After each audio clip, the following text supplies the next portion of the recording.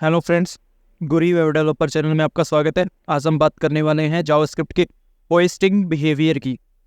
तो ये hosting behaviour क्या होता है?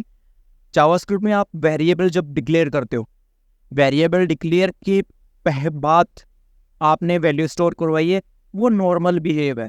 अगर आपने क्या किया, वेरिएबल में डायरेक्ट आपने वैल्यू स्टोर करवाई, उसके बाद यूज़ भी कर लिया, फिर उसके बाद आप उसको डिक्लेयर कर रहे हो कि आप लेट हो कि वेर हो, कॉन्स्ट हो, कौन सा आपका टाइप है, तो उस केस में क्या होता है, वेरिएबल होस्टिंग कर दिया जाता है। होस्टिंग का मतलब उसको टॉप में ले जाता है।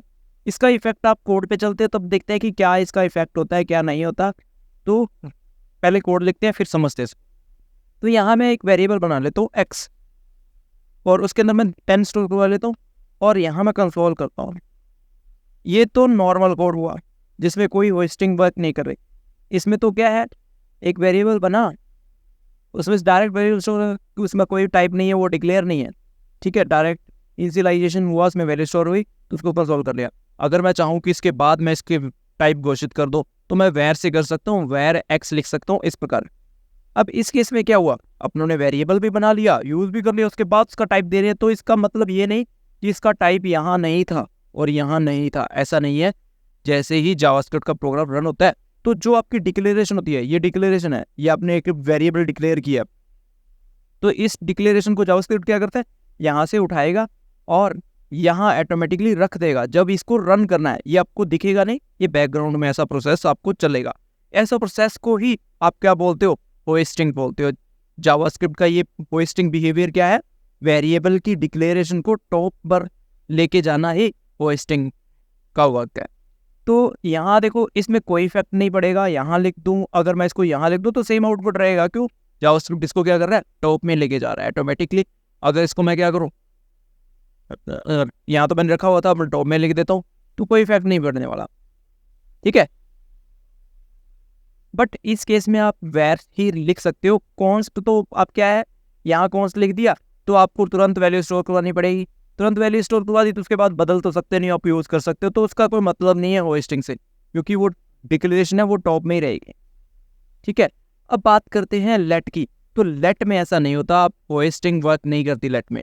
तो आपने क्या किया, यहाँ वेरिएबल लेट डिक्लेयर किया, आप इसको यूज़ करो, आप कर सकते हो, क्योंकि आपने क्या किया, इसको टॉप में डिक्लेयर किया है, ठीक है। अगर यही चीज़ को मैं नीचे लिख देता तो ये एरर क्रिएट कर देगा।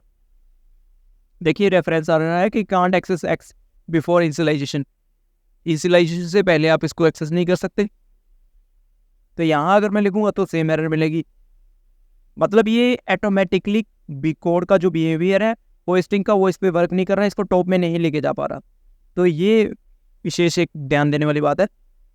तो यहाँ देखिए मैं इसको वर्क कर पा रहा हूँ, तो मैं यहाँ एक इसको वैर में कन्वर्ट करता हूँ। और एक चीज़ और बताता हूँ आपको कि आपकी जो डिक्लेरेशन है, ये डिक्लेरेशन है, और ये क्या है, इनिशियलाइजेशन, जिसमें आप वैल्यू असाइन कर रहे हो, उसको एक शुरुआती मान दे रहे हो वेरिएबल को, कि आप में जब भी कोई आपसे डेटा मांगे तो आपको बाय डिफॉल्ट 10 दे देना है। इसके बाद अगर कोई बदल देगा तो वो अलग बात है, पर स्टार्टिंग जब वेरिएबल बना तुरंत उसको वैल्यू क्या दी, 10। तो वो इसका इनिशियलाइजेशन हुआ। वेरिएबल डिक्लेयर कब हुआ, ये डिक्लेरेशन होगी। बट अगर बात करें, होस्टिंग सिर्फ डिक्लेरेशन पे वर्क करती है, इनिशियलाइजेशन पे नहीं। अगर मैं इसको ऐसा सोचूं कि मैं इनिशियलाइजेशन को बाद में लिख देता हूँ यूज़ करने इसके बाद में, तो ये टॉप में चला जाए, ऐसा सोचूंगा तो नहीं होगा, क्योंकि कंसोल में अभी एक एक्स में अनडिफाइंड मिलेगा मेरे को। देखो क्यों, क्योंकि मैं एक्स डिक्लेयर किया, एक्स में बस कोई वैल्यू नहीं है, खाली है, खाली वैल्यू अनडिफाइंड होती है, तो यहाँ प्रिंट अनडिफाइंड हो गया। उसके बाद वैल्यू स्टोर करवाई है, तो वो बाद में स्टोर करवाई है तो बाद में ही रहेगी, पहले नहीं आएगी। अगर मैं पहले लिखूंगा तो फिर पहले आएगी, ठीक है। तो ये एक विशेष ध्यान रखना है आपको। और अगर मैं इसकी वैल्यू को इसके बाद बदल देता हूँ तो वो बदल भी सकती है। एक्स इक्वल टू अब 100 कर दो या 199 कर दो।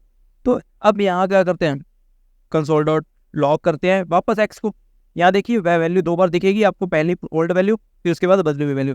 जब यहाँ वैल्यू डिक्लेयर हुआ उसमें वैल्यू स्टोर हुई, तो यहाँ पहली बार वैल्यू कितनी थी, 10 थी। फिर उसके बाद तुरंत प्रिंट होने के बाद मैंने क्या किया, इसकी वैल्यू बदल दी, और फिर मैंने उसको प्रिंट करवाया, तो ये वैल्यू बदली हुई मुझे दिखाई दे रही है। तो ये था होस्टिंग मेथड। इसमें आपको विशेष यही ध्यान रखना है कि जब भी वेरिएबल डिक्लेयर करते हो, अगर वो वैर है तो ऑटोमेटिकली कहाँ वो टॉप में होस्ट कर दिया जाएगा, टॉप में उसकी डिक्लेरेशन को भेज दिया जाएगा रन होने से पहले।